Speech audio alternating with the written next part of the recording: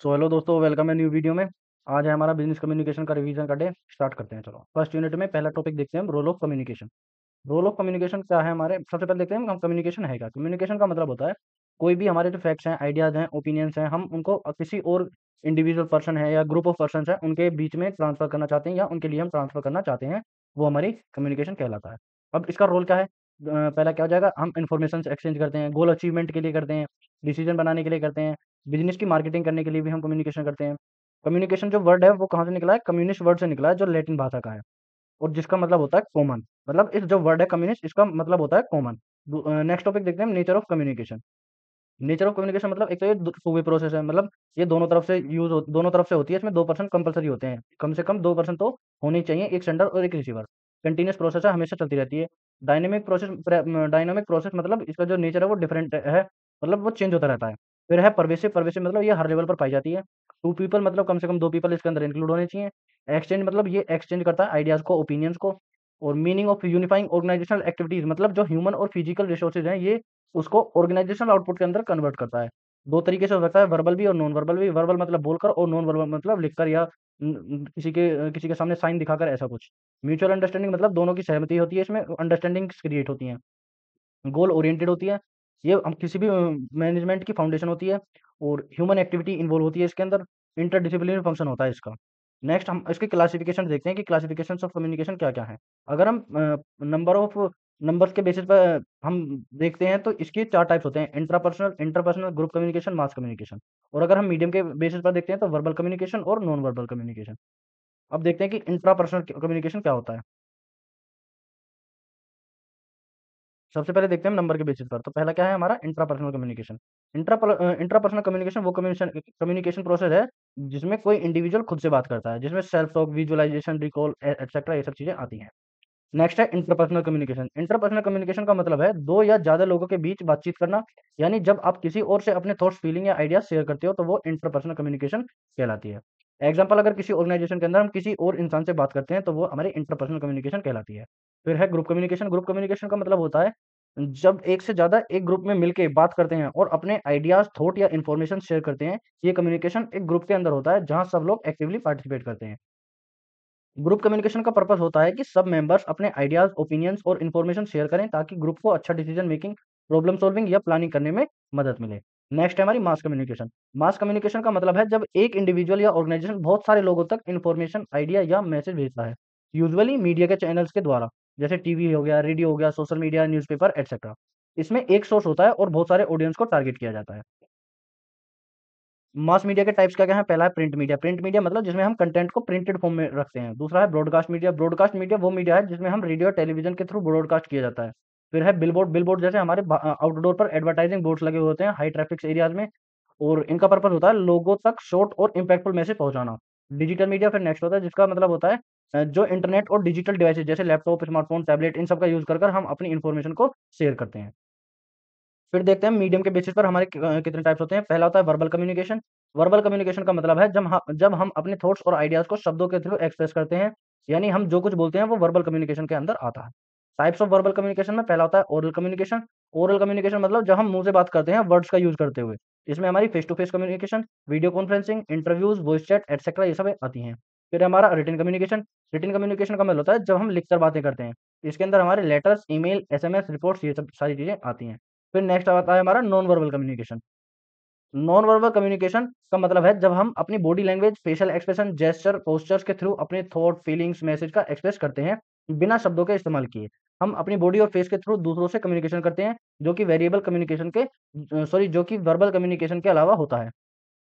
Verbal communication का पहला part है जेस्चर। जेस्चर मतलब वो कम्युनिकेशन जिसमें हम अपने सर और हाथ का यूज़ करते हो, स्पेशली आइडिया या मीनिंग को एक्सप्रेस करने के लिए।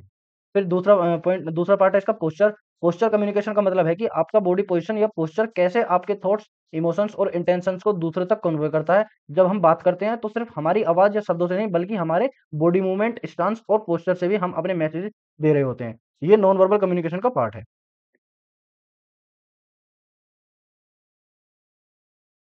नेक्स्ट देखते हैं हम रिलेशनशिप के बेसिस पर। रिलेशनशिप के बेसिस पर पहला पार्ट आता है हमारा फॉर्मल कम्युनिकेशन। फॉर्मल कम्युनिकेशन का मतलब है वो कम्युनिकेशन जो एक ऑफिशियल या स्ट्रक्चर्ड एनवायरनमेंट में होता है। इसमें टिपिकली क्लियर रूल्स, प्रोसीजर और स्टैंडर्ड्स फॉलो किए जाते हैं। फॉर्मल कम्युनिकेशन का मेन गोल होता है information exchange in a professional setting, जैसे बिजनेस, गवर्नमेंट या एकेडमिक एनवायरनमेंट। ये दो तरीके से हो सकती है, एक होती है ओरल, एक होती है रिटन। ओरल कम्युनिकेशन जिसमें हम अपने मुंह से वर्ड्स का यूज करके कोई कम्युनिकेशन करें, और रिटन कम्युनिकेशन मतलब कोई हम लिखकर कोई अपने mails, reports, letter, notice, official documents को सेंड करें, ये सब हमारी रिटन कम्युनिकेशन होती है।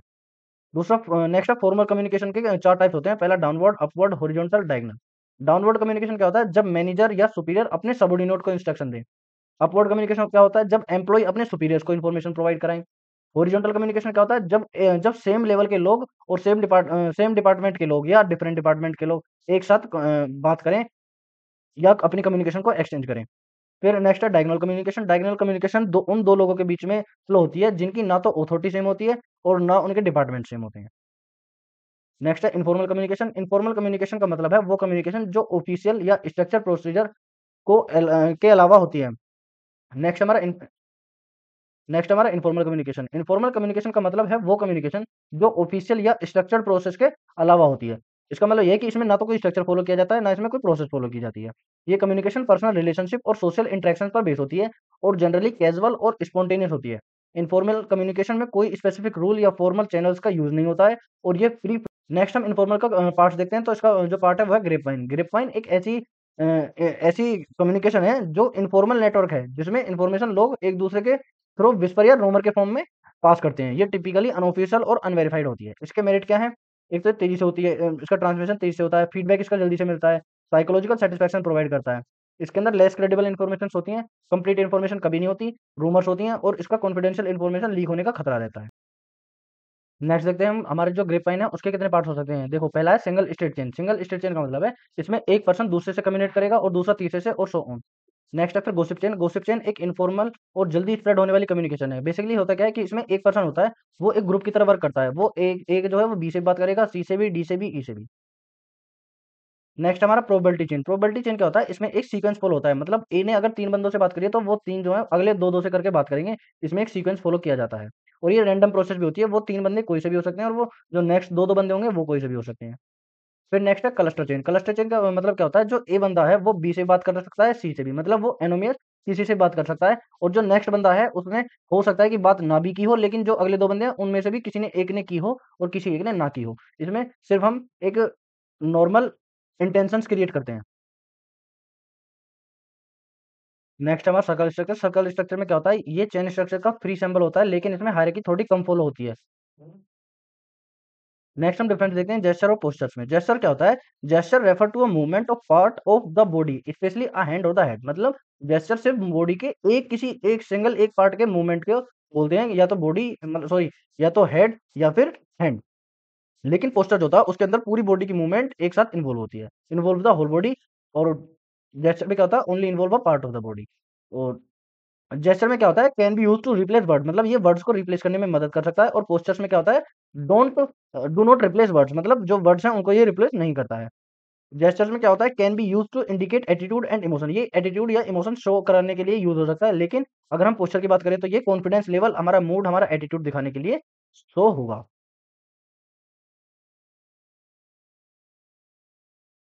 नेक्स्ट देखते हैं हम अपनी सक्सेसफुल कम्युनिकेशन की कैरेक्टरिस्टिक्स जो होती है 7 सीज।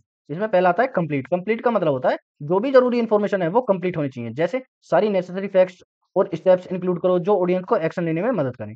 दूसरा है कंसाइजनेस। कंसाइजनेस मतलब अपने मैसेज को शॉर्ट और टू द पॉइंट रखें बिना अननेसेसरी इंफॉर्मेशन के। तीसरा है कंसाइडेशन। कंसाइडेशन का मतलब है अपने ऑडियंस की फीलिंग, पर्सपेक्टिव और बैकग्राउंड को समझकर कम्युनिकेशन करें। फिर नेक्स्ट है क्लियर। जो भी मैसेज आप दे रहे हैं वो बिल्कुल क्लियर होना चाहिए। फिर है कॉन्क्रीट। कॉन्क्रीट का मतलब है आपका मैसेज स्पेसिफिक और डिटेल्ड होना चाहिए। फिर है कोर्टेसी। कोर्टेसी का मतलब अपने कम्युनिकेशन में पोलिटेन। फिर नेक्स्ट है हमारा कोर्टेसी। कोर्टेसी का मतलब है अपने कम्युनिकेशन में पोलाइटनेस और रेस्पेक्ट दिखाना जरूरी है। फिर है करेक्टनेस। करेक्टनेस का मतलब मैसेज में कोई ग्रामेटिकल या फैक्चुअल मिस्टेक्स नहीं होनी चाहिए। फिर हमारा नेक्स्ट पॉइंट है process of communication. Process of communication में हमारे कुछ पॉइंट्स हैं। पहला पॉइंट है सेंडर। सेंडर वो इंसान होता है जो मैसेज को सेंड करता है। फिर है मैसेज, मतलब जो मैसेज सेंड करना है। फिर उसकी होगी एनकोडिंग, मतलब उसको हम एनक्रिप्ट करेंगे। फिर कोई चैनल जो हम यूज करेंगे। उसके बाद में रिसीवर जो है मैसेज रिसीव करेगा। डिकोडिंग में फिर वो रिसीवर जो है वो हमारे जो मैसेज उसने रिसीव किया उसको डिकोड करेगा। उसके बाद में वो सेंडर को वापस से फीडबैक प्रोवाइड कराएगा। नेक्स्ट देखते हैं इंपॉर्टेंस क्या है कम्युनिकेशन की मैनेजमेंट के अंदर। प्लानिंग के अंदर उसकी नेसेसिटी होती है, कोऑर्डिनेशन बनाता है, लीडरशिप स्किल अच्छी करता है, मैनेजरियल एफिशिएंसी बढ़ाता है, कोऑपरेशन करता है और डिसीजन मेकिंग में मदद करता है, मोटिवेशन क्रिएट करता है, स्मूथ वर्किंग होता है, एंटरप्राइज के अंदर जॉब सैटिस्फैक्शन क्रिएट करता है। अब देखते हैं कि कम्युनिकेशन स्ट्रक्चर कैसा होता है ऑर्गेनाइजेशन के अंदर। पहला होता है चेन स्ट्रक्चर। चेन स्ट्रक्चर का मतलब क्या होता है? इसमें कम्युनिकेशन एक हायरार्किकल ऑर्डर में होता है, यानी ऊपर से नीचे step by step message pass होता है। फिर है व्हील नेटवर्क। व्हील नेटवर्क का मतलब होता है इसमें एक सेंट्रल लीडर होता है जो सबसे बात करता है, बाकी लोग सिर्फ उस लीडर से कम्युनिकेट करते हैं। नेक्स्ट पॉइंट हमारा स्टार स्ट्रक्चर। स्टार स्ट्रक्चर का मतलब होता है इसमें एक सेंट्रल पर्सन होता है जो डायरेक्टली हर किसी से कनेक्टेड होता है, जैसे एक स्टारशिप में। फिर नेक्स्ट है सर्किट नेटवर्क। सर्किट नेटवर्क का मतलब होता है इसमें टू वे कम्युनिकेशन होता है, यानी सेंडर और रिसीवर दोनों फीडबैक दे सकते हैं। नेक्स्ट टॉपिक हमारा बैरियर्स टू कम्युनिकेशन, जिसमें पहला आता है फिजिकल बैरियर। फिजिकल बैरियर मतलब वो एक्सटर्नल फैक्टर जो कम्युनिकेशन को डिस्टर्ब करते हैं, जैसे नॉइज हो गया, पुअर इंटरनेट कनेक्शन हो गया, लॉन्ग डिस्टेंस हो गई सेंडर और रिसीवर के बीच में। दूसरा आता है लैंग्वेज बैरियर। लैंग्वेज बैरियर का मतलब जो लैंग्वेज के अंदर डिफरेंस होता है, या वोकेबलरी कमजोर होती है, या एसेंस होते हैं, मतलब समझने में डिफिकल्टी होती है। इसके जो एग्जांपल्स हैं वे क्या हैं, जैसे टेक्निकल जार्गन हो गए, या किसी अनदर लैंग्वेज में यूज करना, बात करना हो गया, या हैवी एसेंट्स हो गए, मतलब वर्ड्स हो गए। थर्ड आता है फिर साइकोलॉजिकल बैरियर। साइकोलॉजिकल बैरियर मतलब मेंटल और इमोशनल फैक्टर जब असेट करते हैं किसी भी मैसेज के रिसीव करने में। फिर नेक्स्ट आता है कल्चर बैरियर्स। कल्चर बैरियर्स का मतलब होता है जब हम किसी बिलीफ्स, वैल्यूज या कस्टम्स के अंदर, कम्युनिकेशन के अंदर मिसअंडरस्टैंडिंग क्रिएट होती हैं। नेक्स्ट आता है हमारा ऑर्गेनाइजेशन बैरियर। ऑर्गेनाइजेशन बैरियर का मतलब होता है स्ट्रक्चरल इश्यूज होते हैं किसी कंपनी के अंदर जब वो स्मूथली फंक्शनिंग ना करते हो। नेक्स्ट हमारा टेक्नोलॉजिकल बैरियर्स। टेक्नोलॉजिकल बैरियर्स वो प्रॉब्लम्स होती हैं जो कम्युनिकेशन टूल या टेक्नोलॉजी के बिहाफ पे होती हैं। फिर नेक्स्ट हमारा परसेप्चुअल बैरियर्स। परसेप्चुअल बैरियर्स जो होते हैं वो ये एक डिफरेंस क्रिएट करते हैं कि कैसे लोग इंटरप्ट कर रहे हैं मैसेज को, और किस बेस पर वो अपने पर्सपेक्टिव को इम्प्लीमेंट करना चाह रहे हैं। फिर नेक्स्ट हमारा इमोशनल बैरियर्स। इमोशनल बैरियर्स का मतलब होता है फीलिंग और इमोशंस का इंटरफेस हो जाना किसी भी कम्युनिकेशन के अंदर। नेक्स्ट टॉपिक हमारा communication in crisis. Communication in crisis का मतलब है क्राइसिस में कम्युनिकेशन बहुत जरूरी होती है। क्राइसिस मतलब कोई संकट आ जाना, तो क्राइसिस में कम्युनिकेशन बहुत जरूरी होती है क्योंकि ये सिचुएशन के आउटकम को इम्पैक्ट कर सकता है। इफेक्टिव क्राइसिस कम्युनिकेशन से लोगों में ट्रस्ट बनाए रखने में मदद मिलती है और सिचुएशन को कंट्रोल रखने में भी हेल्प मिलती है। कुछ इसके स्टेप्स हैं जो क्राइसिस के अंदर इन्वॉल्व होते हैं। जैसा पहला होता है एंटिसिपेट क्राइसिस, मतलब क्राइसिस को अर्ली साइंस को आइडेंटिफाई करना जरूरी है ताकि आप जल्दी रेस्पॉन्स दे सकें। मतलब जो हमारी क्राइसिस हो सकती हैं उनको पहले से हम इवॉल्व करके रखें, ताकि हम अगर क्राइसिस होती हैं तो उनके लिए कोई भी जल्दी से रेस्पॉन्स क्रिएट कर सकें या रेस्पॉन्स कर सकें उस प्रॉब्लम के लिए। दूसरा है हमारा identify your crisis communication team. एक क्राइसिस टीम को आइडेंटिफाई करो और प्रिपेयर करके तैयार रखो। तीसरा होता है identify and train spoke person. एक स्पोक पर्सन होना चाहिए ऑर्गेनाइजेशन के अंदर जो ऑर्गेनाइजेशन के बारे में सभी जानकारी रखता हो। फिर है next spoke person training. Spoke person बंदे की ट्रेनिंग होनी चाहिए, उसे ये पता होना चाहिए कि किसके सामने क्या बोलना है। नेक्स्ट आता है establish notification and monitoring system, मतलब एक नोटिफिकेशन और मॉनिटरिंग सिस्टम आइडेंटिफाई होना चाहिए। मतलब इसका ये है कि अगर कोई प्रॉब्लम आती है तो एक मॉनिटरिंग सिस्टम ऐसा होना चाहिए जो उसे साथ के साथ मॉनिटर कर सके और उसके बारे में टीम को नोटिफिकेशन दे सके। फिर सिक्स्थ है identify and know your stakeholders. उन सब लोगों के बारे में जानकारी होनी चाहिए जो तुम्हारे कंपनी में इंटरेस्टेड हो, चाहे वो इंटरनल और एक्सटर्नल शेयर होल्डर्स ही क्यों ना हो, या कोई और भी हो। नेक्स्ट होता है नेक्स्ट पार्ट है हमारा डेवलपिंग होल्डिंग स्टेटमेंट, मतलब एक फुल स्टेटमेंट रेडी रखो जिसमें सारे इंफॉर्मेशन इंक्लूड होंगी क्राइसिस के बारे में। ये थी हमारी सब प्री क्राइसिस प्रॉब्लम्स, या हमारे ये सब थी हमारी प्री क्राइसिस स्टडीज। नेक्स्ट आता है हमारा पोस्ट क्राइसिस स्टडीज, जिसमें आठवां पॉइंट क्या कहता है, एसेस द क्राइसिस सिचुएशन, मतलब क्राइसिस सिचुएशन के बारे में अच्छी तरह से पढ़ें। नौ आता है फाइनलाइज एंड अडेप्ट की मैसेज, मतलब मैसेज को फाइनल करो और उसके बारे में बताना है पूरा। टेंथ पार्ट में आता है लास्ट में बस यही पूछना है कि सबसे कि इसमें हमने क्या सीखा, मतलब what do you think about that and how do you react about about that. Next हमारी यूनिट है बिजनेस कम्युनिकेशन के मतलब पार्ट्स या उसकी क्लासिफिकेशन, जिसमें पहला आता है what is oral communication. Oral communication एक ऐसी फॉर्म है जिसमें लोग अपने आइडियाज, थॉट और इन्फॉर्मेशन को माउथ से एक्सप्रेस करते हैं। ये वर्बल इंटरेक्शन होती है जो face to face, phone, meeting, presentation, interview etcetera के थ्रू होती है। ओरल कम्युनिकेशन एक इफेक्टिव और डायरेक्ट तरीका है इन्फॉर्मेशन एक्सचेंज का, जो ज्यादा अंडरस्टैंडिंग और इमीडिएट फीडबैक दे सकता है। ये फॉर्मल और इनफॉर्मल दोनों हो सकते हैं। इंपॉर्टेंस ऑफ ओरल कम्युनिकेशन क्या हो जाएगा, क्लियरिटी और अंडरस्टैंडिंग बढ़ाता है, रिलेशनशिप बिल्ड करता है, परसुएशन मतलब help to convenience and influence other effectively with verbal expression, मतलब बोलकर किसी और लोग को कन्विंस और इन्फ्लुएंस करने में मदद करता है। नेक्स्ट है पर्सनल टच, मतलब किसी दूसरे इंसान के अंदर अपना ट्रस्ट इंक्रीज करने में भी हमारी हेल्प करता है। फिर है एंगेजमेंट, लिसनर को एंगेज करने में और उसके रियल टाइम इंटरेक्शन को अलाउ करने में मदद करता है।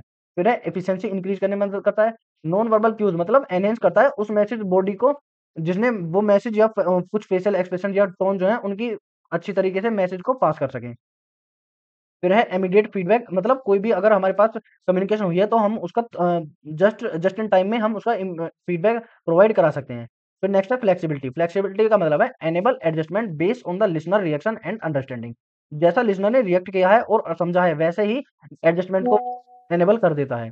फिर नेक्स्ट है कॉन्फ्लिक्ट रिजोल्यूशन। अगर कोई कॉन्फ्लिक्ट होता है तो वो ओरल कम्युनिकेशन के साथ रिजॉल्व होने की ज़्यादा चांसेस और होती हैं।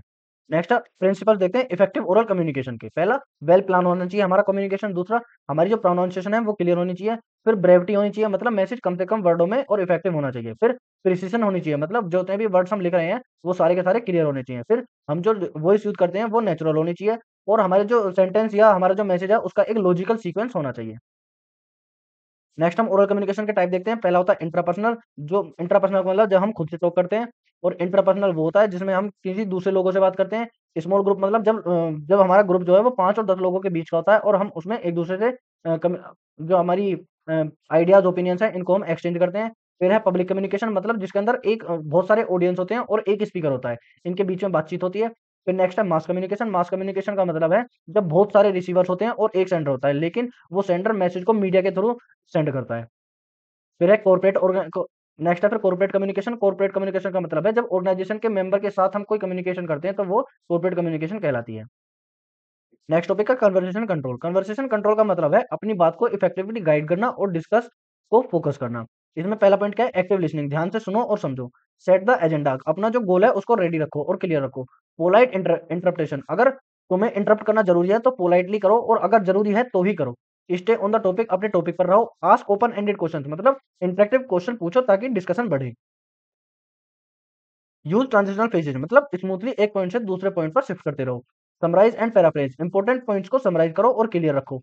मैनेज साइलेंस, साइलेंस को मैनेज करो और दूसरों को सोचने का वक्त दो। स्टे काम एंड पेशेंट, मतलब तीन सिचुएशंस में शांत स्टे काम एंड पेशेंट, मतलब टेंस सिचुएशंस में शांत और पेशेंट रहो। बी असर्टिव, अपनी बात कॉन्फिडेंट और रेस्पेक्टफुल तरीके से शेयर करो। ये सारे इसके मेथड्स होते हैं किसके, कन्वर्सेशन कंट्रोल के। नेक्स्ट हमारा इंपॉर्टेंट टर्म्स, दो इंपॉर्टेंट टर्म्स हैं। पहला है काइनेसिस और दूसरा है प्रोक्सिमिसिस। काइनेसिस क्या होता है, काइनेसिस का मतलब है आपके body movement, gesture, facial expression, eye contact और पोस्चर जो आपकी बातचीत को एक्सप्रेस करते हैं। इसके एग्जांपल है फेशियल एक्सप्रेशन, आपके चेहरे पर जो एक्सप्रेशन होता है वो आपके इमोशन को दिखाते हैं। जेस्चर्स हो गया, पोस्चर्स हो गया, आई कॉन्टैक्ट हो गया, एटसेट्रा। नेक्स्ट हमारा प्रोक्सिमिसिस। प्रोक्सिमिसिस का मतलब है आप अपने पर्सनल स्पेस को कैसे यूज करते हैं और दूसरे लोगों के पर्सनल स्पेस के साथ कैसे इंटरेक्ट करते हैं। जैसे अगर इसके स्पेसिस की बात करें तो पहला होता है इंटीमेट स्पेस, जो 0 से 18 इंच के बीच होता है, जो क्लोज पर्सनल रिलेशनशिप के लिए होता है, जैसे फ्रेंड्स, फैमिली। दूसरा होता है फिर पर्सनल स्पेस, मतलब 18 इंच से 4 फीट, जो कैजुअल कंजर्वेशन और फ्रेंड्स के लिए होता है। फिर है सोशल स्पेस, जो 4 फीट से 12 फीट तक होता है। फिर पब्लिक स्पेस 12 फीट से ज़्यादा। Role of listening in oral communication, मतलब सुनने का ओरल कम्युनिकेशन के अंदर क्या रोल है। मैसेज समझ सकते हैं अच्छे से। रैपॉर्ट बिल्ड करना, मतलब अगर हम एक्टिव लिसनिंग से कनेक्शन और ट्रस्ट बढ़ा सकते हैं। रैपॉर्ट नेक्स्ट है रैपॉर्ट बिल्ड करना, मतलब एक्टिव लिसनिंग से कनेक्शन और ट्रस्ट बढ़ा सकते हैं। फिर हम अगर सही से सुनते हैं तो रेस्पॉन्स अच्छी तरीके से देंगे, हमारी अंडरस्टैंडिंग्स खत्म हो जाएंगी, रिलेशनशिप्स इंप्रूव होंगे, फीडबैक इफेक्टिव होगा, एम्पैथी डेवलप होगी, प्रॉब्लम सॉल्विंग हो। नेक्स्ट है लिसनिंग क्यों इंपॉर्टेंट है। इसका पहला पॉइंट है कि अंडरस्टैंडिंग इंप्रूव करता है, रिलेशनशिप बिल्ड करता है, प्रॉब्लम सॉल्विंग को एनहेंस करता है, मिसअंडरस्टैंडिंग कम करता है, डिसीजन मेकिंग इंप्रूव करता है, प्रोडक्टिविटी इंक्रीज करता है, रेस्पेक्ट एनकरेज करता है, लर्निंग एनहेंस करता है, कॉन्फ्लिक्ट को रिसोल्यूशन करता है और कम्युनिकेशन को इंप्रूव करता है। Reflection and empathy, two sides of effective oral communication. Empathy का मतलब है दूसरे के इमोशंस को समझना और उनकी फीलिंग्स को फील करना, ये आपके इमोशनल कनेक्शन को दिखाता है। रोल इन कम्युनिकेशन का अगर हम एम्पैथी देखें, एम्पैथी का रोल इन कम्युनिकेशन के अंदर क्या होता है, क्रिएट कनेक्शन, कनेक्शन क्रिएट करना। जब आप किसी की बात को समझते हैं और उनकी फीलिंग को जेन्युइनली फील करते हैं तो आप उनसे बेटर कनेक्ट करते हैं। दूसरा होता है भरोसा क्रिएट करना, एम्पैथी से दूसरा पर्सन फील करता है कि आप उनकी फीलिंग को वैल्यू करते हैं, जो ट्रस्ट बिल्ड करता है। फिर होता है कॉन्फ्लिक्ट को रिसोल्यूट करना, मतलब एम्पैथी से आप दूसरे की सिचुएशन को समझकर कॉन्फ्लिक्ट रिसोल्व कर सकते हैं। नेक्स्ट है रिफ्लेक्शन का मतलब है दूसरे की बातों को समझकर अपने शब्दों में दोबारा से एक्सप्रेस करना। इसका मकसद ये होता है कि आपने जो सुना उसे आपने सही समझा या नहीं। इसका रोल क्या होता है कम्युनिकेशन के अंदर, मैसेज को क्लैरिफाई करता है, एक्टिव लिसनिंग को दिखाता है और मिसअंडरस्टैंडिंग को अवॉइड करता है। Effective listening can improve the relationship between employer and employ, मतलब इफेक्टिव लिसनिंग जो है वो एम्प्लॉय और एम्प्लॉयर के बीच में जो रिलेशनशिप है उसको इंप्रूव कर सकता है क्या, इसको देखते हैं कि effective listening employer employ relationship को इंप्रूव करने में काफी मदद करता है। कैसे, ट्रस्ट बिल्ड करता है, कम्युनिकेशन बेटर होता है, मिसअंडरस्टैंडिंग कम होती है, एम्प्लॉय का मोरल इंप्रूव होता है, कोलैबोरेशन इंक्रीज होता है, प्रोडक्टिविटी बढ़ती है और रेस्पेक्ट होती है दोनों के बीच में। The next one is written communication. Written communication क्या होता है? रिटन कम्युनिकेशन का मतलब है आइडियाज, इन्फॉर्मेशन या मैसेज को लिखकर शेयर करना। ये एक फॉर्मल और स्ट्रक्चर वे होता है जिसमें मैसेज को लिखकर कन्वे किया जाता है, जो कि फेस टू फेस या ओरल कम्युनिकेशन से थोड़ा अलग होता है। इसके एग्जांपल्स क्या क्या है? ईमेल हो गया, इंटरनेट वेबसाइट है, लेटर है, प्रपोजल है, Telegram, fax, post card, contract, advertisement, brochure, news reels, ये सब इसके एग्जांपल। अब नेक्स्ट टॉपिक है हमारा क्या? Types of written communication. तो रिटन कम्युनिकेशन के दो टाइप्स होते हैं, एक एक्सटर्नल रिटन कम्युनिकेशन और एक इंटरनल रिटन कम्युनिकेशन। देखो, एक्सटर्नल कम्युनिकेशन वो होता है जो कम्युनिकेशन ऑर्गेनाइजेशन अपने अपनी बाउंड्री से बाहर के लोगों के लिए कोई भी रिटन कम्युनिकेशन करता है, जैसे बिजनेस लेटर हो गया, recruitment, employment, correspondence, email, message, proposal, technical article, fax, telegram, leaflets, press release, advertisement, etcetera, ये सब। और इंटरनल रिटन कम्युनिकेशन वो होगा जो कोई भी फर्म या ऑर्गेनाइजेशन अपनी अथॉरिटी या रेस्पॉन्सिबिलिटी के लिए अपनी ऑर्गेनाइजेशन के अंदर ही कोई चीज या कोई कम्युनिकेशन को ट्रांसफर करेगा, जैसे सर्कुलर्स हो गए, नोटिस हो गया, बिजनेस मेमो हो गया, कंप्लेंट हो गया, एटसेट्रा। नेक्स्ट हमारा रिटन कम्युनिकेशन का एडवांटेज। इसमें पहला क्या है? रेडी रेफरेंस, मतलब ऐसी इंफॉर्मेशन या मटेरियल का कलेक्शन जो जल्दी से कहीं भी एक्सेस हो जाए। दूसरा लीगल डिफेंस, हमारे पास एक लीगल प्रूफ होता है। और तीसरा होता है प्रमोट यूनिफॉर्मिटी, मतलब पॉलिसी और प्रोसीजर के अंदर ये घिरा होता है, मास एक्सेस, ज्यादा से ज्यादा लोगों तक एक साथ पहुंच सकता है। सूटेबल होता है डिस्टेंस कम्युनिकेशन के लिए, इमेज को अच्छी बनाता है, एक्यूरेट होता है, नेचर में परमानेंट होता है, फैसिलिटेट करता है एक ऑर्डर के तहत और परमिट्स करता है सब्स्टिट्यूशन या रिवीजन को। इसके डिसएडवांटेज क्या? एक लिमिटेड होता है लिटरेट इलिटरेट वर्ल्ड के लिए, मतलब अनपढ़ लोगों के लिए ये बेकार है, कोई यूज करनी है उनके लिए। टाइम कंज्यूमिंग है, पेपर वर्क बहुत चाहिए। एक्सपर्टीज का एक्सप्रेशन है इसके अंदर, फॉर्मल वे हो जाता है बहुत ज्यादा। और इमीडिएट क्लैरिफिकेशन इसके अंदर होता है और इमीडिएट फीडबैक भी हम इसके अंदर ले नहीं पाते हैं। नेक्स्ट क्या हमारा purpose of writing. Purpose of writing में पहला आता है इन्फॉर्म। इन्फॉर्म का मतलब होता है राइटिंग टू इन्फॉर्म या इन्फॉर्मेटिव राइटिंग को। इसका मतलब क्या होता है कि राइटिंग का पर्पस हो सकता है किसी को इन्फॉर्मेशन देना या फैक्ट शेयर करना, जैसे news article, report, guide, etcetera. इसके एसेंशियल क्या हो जाएंगे? क्लैरिटी हो जाएगा, accuracy, objectivity, logical structure, supporting evidence, conciseness, ये सब इसके एलिमेंट हो जाएंगे। दूसरा, राइटिंग टू परsuade का मतलब होता है, ये राइटिंग का पर्पस होता है किसी को कन्वेंस या परsuade करना, अपनी बात मनवाने के लिए जब हम कोई राइटिंग लिखते हैं तो उसको हम परsuasive राइटिंग कहते हैं, जैसे एडवर्टाइजमेंट, लेटर, ओपिनियन, एटसेट्रा।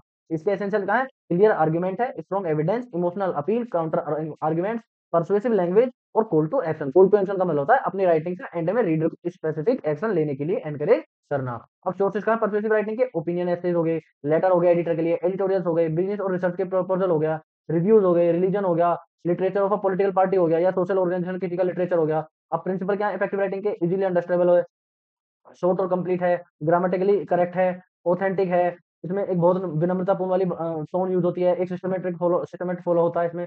अब नेक्स्ट टॉपिक हमारा 3x3 राइटिंग प्रोसेस। इसमें हमारे तीन तीन स्टेप्स आते हैं। पहला आता है प्री राइटिंग, राइटिंग और रिवाइजिंग। प्री राइटिंग में क्या होता है? Analyse, anticipate, adapt. और राइटिंग में क्या होता है? Research, organise, compose. रिवीजन में क्या होता है? Revise, proof reading, evaluate. Analyse में क्या करते हैं? एनालाइज में हम चीजों को पहले एनालाइज करते हैं, मतलब एनालाइज करने का मतलब क्या हो जाएगा? हम पर्पस को आइडेंटिफाई करते हैं, चैनल को देखते हैं कि किस चैनल से हम उसको भेजेंगे। फिर आता है नेक्स्ट हमारा एंटिसिपेट। एंटिसिपेट का क्या मतलब हो जाएगा? कि लिखने से पहले ऑडियंस को समझना और उसके लिए एक एप्रोप्रिएट टोन, लैंग्वेज और चैनल को डिसाइड करना। नेक्स्ट हमारा एडेप्टिंग। एडेप्टिंग का मतलब क्या हो जाएगा? ऐसा मैसेज क्रिएट करना है जो ऑडियंस को सूट कर सके। फिर दूसरा राइटिंग फेज में हमारा क्या हो जाएगा? रिसर्च, मतलब किसी उस जो हमारा हमारा पर्टिकुलर टॉपिक है उसके ऊपर हमें रिसर्च करना है। फिर ऑर्गेनाइज, मतलब उसको हम एक आइडिया जनरेट करके उसको इकट्ठा करेंगे। और फिर then compose the message. Compose का मतलब हो जाएगा अब हमें एक रफली ड्राफ्ट तैयार करना है।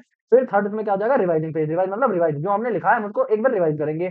फिर दूसरा पॉइंट है इसमें प्रूफ रीडिंग। प्रूफ रीडिंग का क्या हो जाएगा? इसमें हम स्पेलिंग चेक करेंगे, ग्रामर चेक करेंगे, पंक्चुएशन चेक करेंगे, नेम एंड नंबर चेक करेंगे, एक्सेट्रा। इन चीजों को हम चेक करेंगे। थर्ड पॉइंट में क्या हो जाएगा? हमने जो अपना मैसेज उस रिसीवर के लिए लिखा है उसको भेजने के बाद में उसे फीडबैक के लिए उसको कन्विंस करेंगे कि वो हमें फीडबैक दे या हमें रेस्पॉन्ड करे, ताकि हम अपनी चीजों को एवेल्यूएट कर सकें कि हमने कैसे लिखे हैं। नेक्स्ट टॉपिक हमारा प्रिंसिपल इफेक्टिव राइटिंग के। इफेक्टिव राइटिंग के क्या क्या सिद्धांत है? पहला है एक्यूरेसी। एक्यूरेसी का मतलब क्या हो जाएगा? मतलब सभी फैक्टर या फिगर, सभी वर्ड्स, लैंग्वेज, टोन, इन सबको हम चेक करेंगे, डबल चेक करेंगे। दूसरा हो जाएगा ब्रेविटी। ब्रेविटी मतलब मैसेज को छोटा से छोटा करना पसंद करेंगे। और क्लैरिटी मतलब चीजों को एकदम क्लियर करना ज्यादा ज्यादा सुटेबल रहेगा। तो चौथा पॉइंट है लैंग्वेज, टोन या फॉर्मेलिटी का हम ख्याल रखेंगे। पांचवा क्या? पॉजिटिव लैंग्वेज अच्छा रखेंगे, अपने एटीट्यूड को नॉर्मल रखेंगे और नेचुरल लैंग्वेज को हम ज्यादा से ज्यादा यूज करने की कोशिश करेंगे। नेक्स्ट क्या है? रूल्स क्या है क्लैरिटी के लिए? पहला क्या हो जाएगा? जो वर्ड है उनको हम एक ठोस वर्ड यूज करेंगे, मतलब एक कॉन्क्रीट वर्ड यूज करेंगे जिनका कोई अप्रोप्रिएट मैनर हो। दूसरा क्या हो जाएगा? वर्ड ऐसे यूज करेंगे जिनका मतलब हाई सेंस वाला हो। तीसरा क्या हो जाएगा? आसान वर्ड का यूज करेंगे। चौथा हो जाएगा एक सेंटेंस के अंदर 17 से 20 वर्ड का लिमिट रखेंगे। और पांचवा क्या हो जाएगा? एक लाइन में एक आइडिया से ज्यादा कुछ नहीं रखेंगे। और छठा क्या हो जाएगा? आइडिया को एक ही लाइन में फिट करने की कोशिश करेंगे। तो यहाँ पर हमारा सेकंड यूनिट खत्म होती है।